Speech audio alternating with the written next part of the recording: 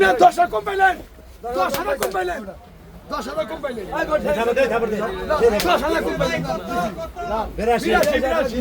1,82,000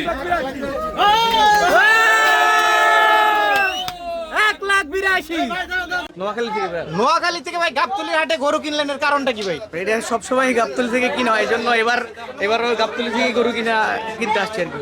আজকে যে গরুটা কিনলেন সুঠাম দেহের গরু, কত টাকা কিনলেন ভাই? 1,82,000 টাকা। 1,82,000। কত মন টার্গেট করে কিনলেন? আর টার্গেট তো কোরবানির জন্য সবসময় টার্গেট করার ঠিক না, কোরবানি আল্লাহর ইয়ের দিচ্ছে, আল্লাহর রাস্তায় দেওয়া হবে। তো এমনি আনুমানিক ইয়ে অনুযায়ী আপনার 5.5 থেকে 6 মন হবে। 5.5 থেকে 6 মন মনে হয় তো 8 মন হবে ভাই এটা। না 8 মন হবে না। আচ্ছা দেখে তো মনে হচ্ছে এরকম। ভাই এই গরুর পিছনে নাকি আপনি 4-5 দিন ধরে ঘুরতেছেন, আসলে কি ঘটনা সত্যি? 4-5 দিন না, আমি গতকালকে রাত দেখে গেছিলাম। রাত্রে আসছিলেন গতকালকে রাতে এই গরুটা নেওয়ার জন্যই? এই গরু নেওয়ার জন্য? এই গরু নেওয়ার জন্য। তখন দাম কত বলছিল? কালকে হচ্ছে কি উনি 85 বলছে, ওইটার পর হচ্ছে আমি 80-75 পর্যন্ত বলছিলাম ওনাকে, কালকে উনি দেয় নাই। আজকে হচ্ছে কি পরে আইসা আমার 82 দিয়ে নেওয়া লাগবে।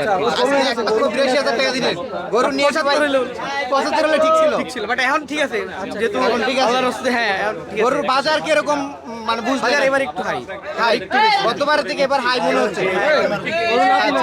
তো দর্শক শুনছিলেন ভাইয়ের কথা, এই গরুটা কিন্তু বিক্রি হলো 1,82,000 টাকায়। এছাড়াও কিন্তু বিশাল দেহের সুন্দর সুন্দর অনেক গাবতলীর হাটে গরু আছে, আপনারা দেখতে পারবেন।